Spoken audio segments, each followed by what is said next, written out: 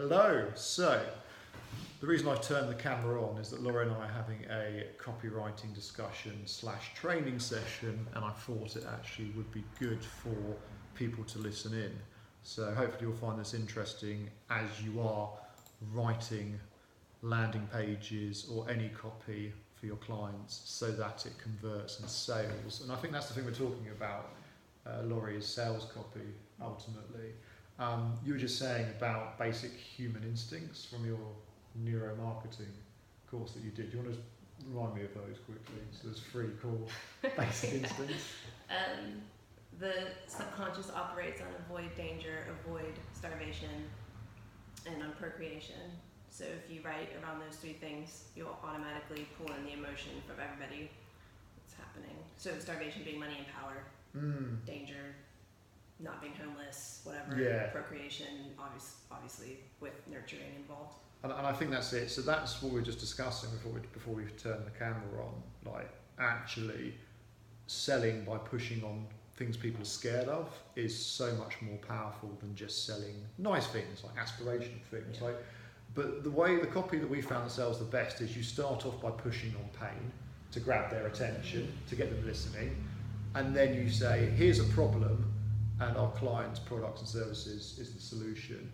So before we write any copy, we take a brief, and those of you who are familiar with a lot of the Fountain brief sheets, and I'll send that to you in a bit, Laurie, but we ask questions such as, who are the target audience in terms of their age, demographic, and that way we can really imagine living their life, being in their shoes. But then the killer questions we ask, and my favourite one, is what keeps them awake at 3 in the morning? Because if we've all been awake at 3 in the morning worrying about something, and if you went online the next day and found a solution for that problem, how to stop Marcus asking numbers on the spot of me as a consultant when I'm trying to get on with my work, lead magnet you'd probably download it, right? Or whatever people might get frustrated with. So we start from that place of okay, what's the biggest painful problem? And that's how the copy should be. It should be written for them. I think that's the big mistake you see. Like when you look at copy, most of it out there is written by someone for them. Mm-hmm. So they're writing going, I'm enjoying writing about my company. There's nothing, like you can tell crap writing when it's like, we were started in 1976. we were launched in 1976. We're a family-run business, like the Craze. It's ridiculous. So yeah, it's interestingly enough. I'm in a content marketing agency yesterday, and they call it weeing all over the copy. So we do this, we do that, or whatever. And interestingly, like Drayton Bird's got an even more interesting thing. He calls it creative masturbation. But what everyone's see, I'm using crude examples to keep your attention if you hadn't noticed. But it is the case, isn't it? It's actually people enjoying writing about themselves, whereas actually we need to begin with the other person. Doesn't matter whether we like the copy, we're not the target audience. It's about them imagining how they're coming into it, what they've clicked on, what they're thinking about, and then we say, okay, you have this problem. And the example that we were just talking about was the Martin & Co. one. So it was the Ask Martin lead magnet landing page. Their headline that they had currently this was for landlords, so it's landlord investors, how to find the right house for you today. And then the one that we suggested, which they said was against their brand guidelines, didn't want to do, but we convinced them to A/B test, was don't buy the wrong buy-to-let property. And that one, because Laurie wasn't sure about that, were you? You were like, I think maybe the positive one might win. But actually that one had a ×10 higher conversion rate. Everything else was the same, design, the rest of the copy. The difference was buy the right house, find the right buy-to-let property for you, or don't buy the wrong house. And don't buy the wrong house got 20% conversion rate versus the 2% conversion rate. So that just goes to show. So we're just going to go on our thing, Laurie, and people can listen in if they're interested. So we talked about reciprocation. So we're going through the copywriter's checklist, which I'll turn to you now, actually. Then Laurie doesn't have to worry about you guys watching her and me keep looking at the camera and hijacking her training session. Here we are. Let me just put this up a little bit. Yeah, that doesn't work because it reads it back to front. So tough shit. Does it work here? Not really. Okay, And fine. it's just, if I'm like kind of Yeah. stalking, it's just because I'm trying to read the script. Yeah, it's fine. Okay, so let's talk about the checklist. You guys can find it on Folk.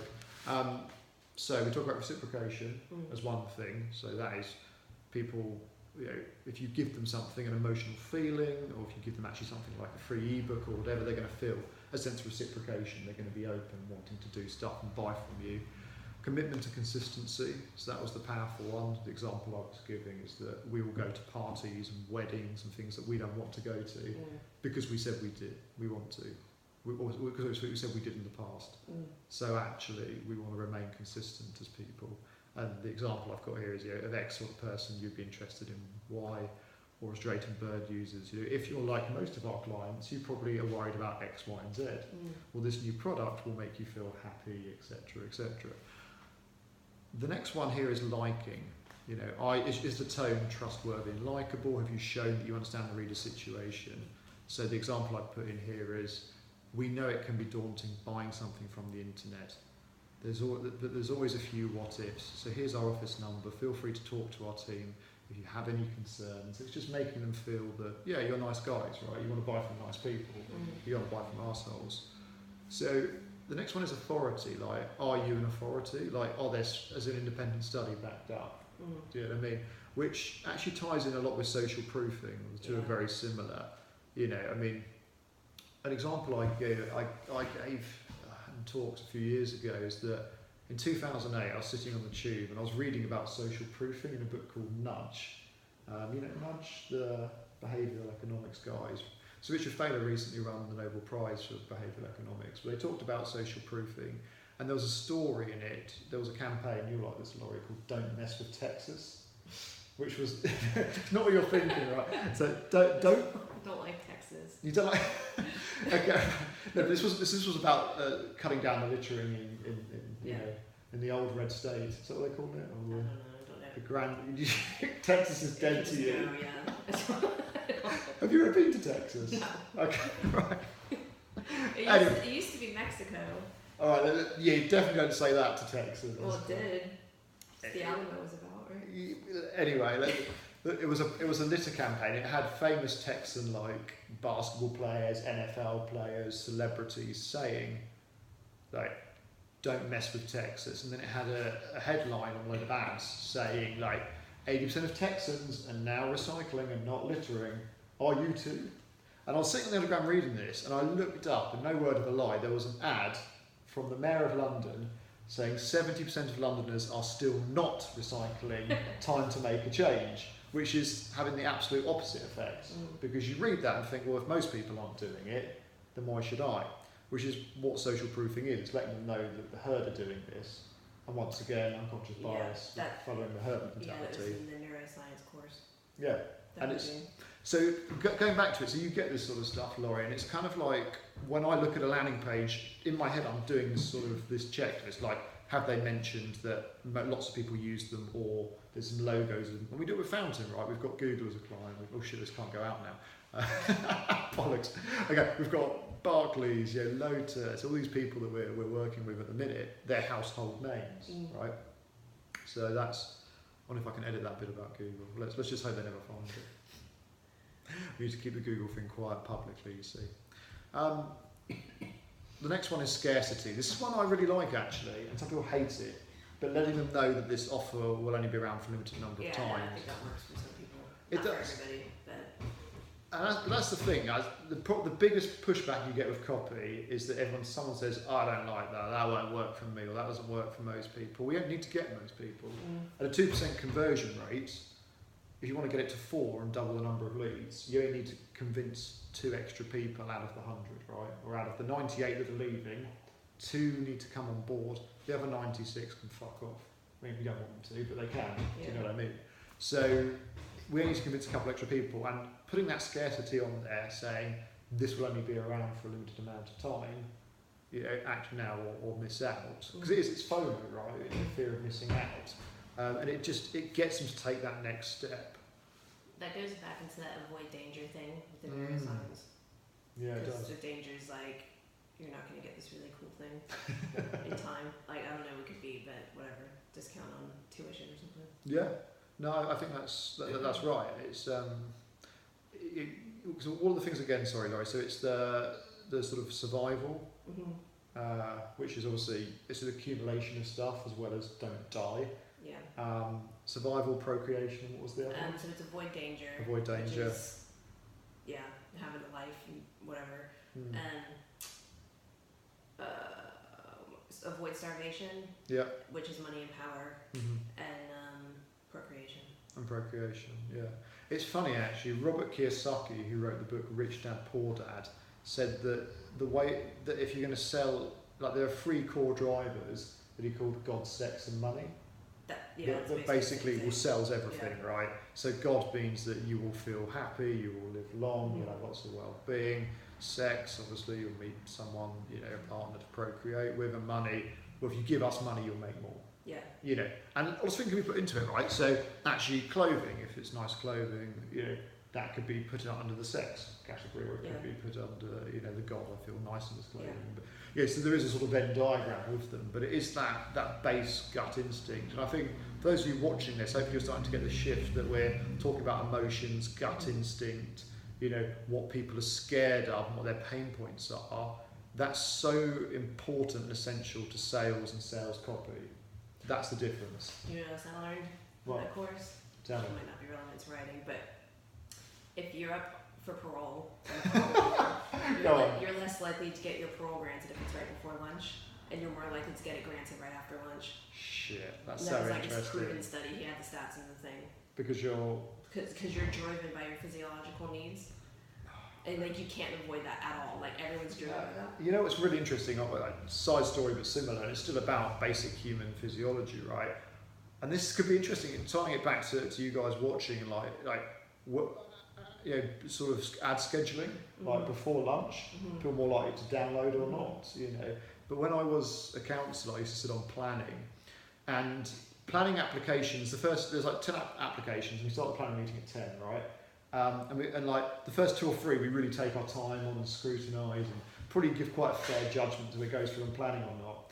We get to 1/4 to midday and everyone's hungry, and the last sort of 3 applications just get rushed through. So actually, if you want to get a dodgy planning application through, stick it at the end of the agenda before lunch, and people just say, yeah, thank you, which is terrible. I wasn't one of them, of course. I always gave it a fair hearing. Okay, so the big thing, I got this from a book, I forget his name now, Jonathan Jay, interesting chap, sort of serial marketing guru, if you like. But he just said, look, when you're writing copy, the whole thing is maximum benefit of taking the next step and 0 risk of doing it, right? And so you're always writing about, here are all the things you're going to get. So you scare them and go, here's your problem. And it's really, you twist the knife and say, yeah, this is really painful. You then say, here are all of the solutions. Here's the emotional benefits they will give you. They'll give you confidence, peace of mind, happiness, all the rest of it. And then you say, look, just get in touch, inquire, or buy, right? Minimum risk. So if it's money they have to part with on e-commerce, it's you put in an equivalent, and charities do this all the time. So for the cost of just a cup of coffee a day, or for the cost of a dinner for 2, something that you're willing to spend 60 or whatever quid on, you will get this. So it's minimal risk, but maximum returns. And that's a really great mindset to take into the copy. Going back to weeing on people, saying we, you need to have a ratio of at least 3-to-1 of you, the word you, to the words I and we. That's huge. So I always know copy's crap if you don't use the word you once. And it's all like I, we.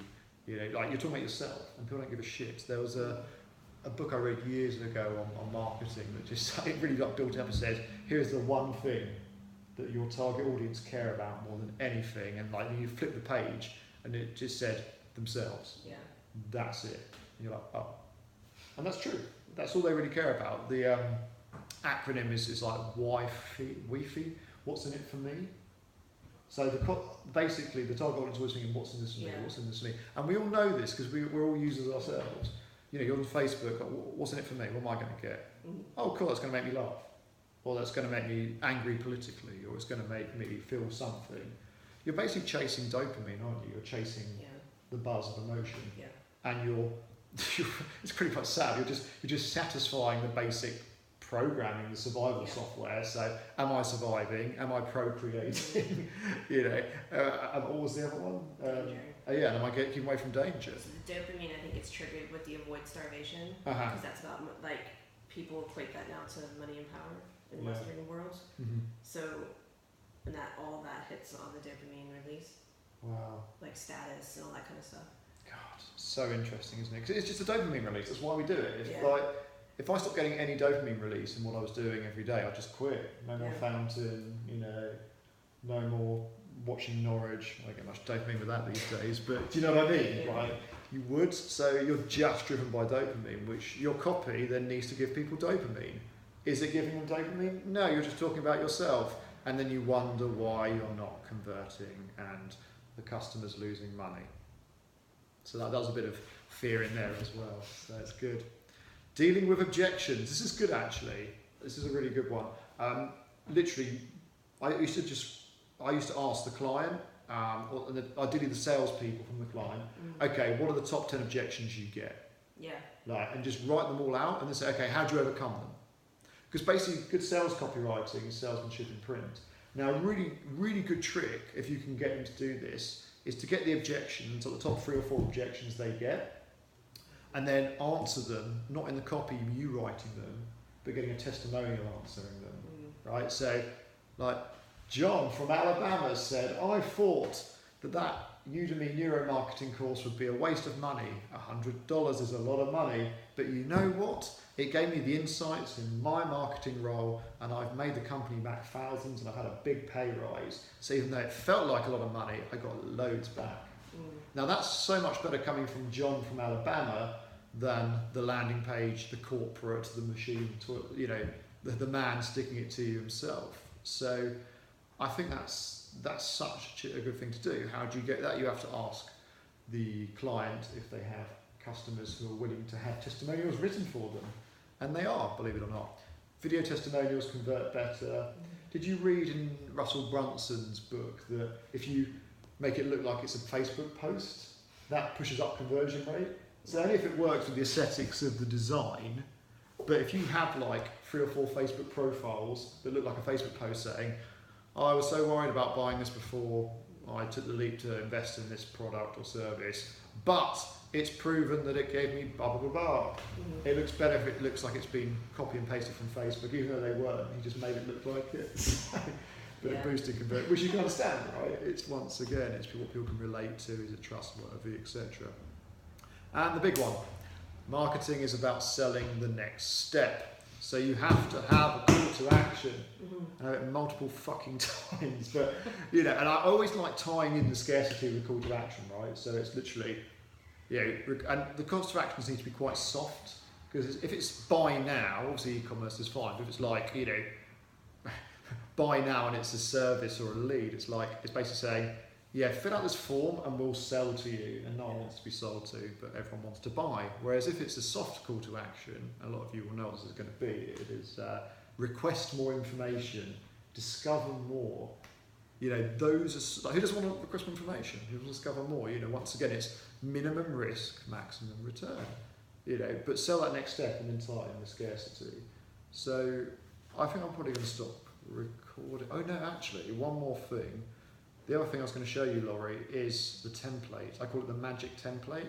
Now this is an American template, Laurie, so I'm really sorry in advance for how in your face it is. So you guys will just have to hear me talking about it, but here it is. So the first thing it says, qualify the reader with a pre-head. So this is for people who are only serious about changing their lives. So I want to be serious about changing my life, right?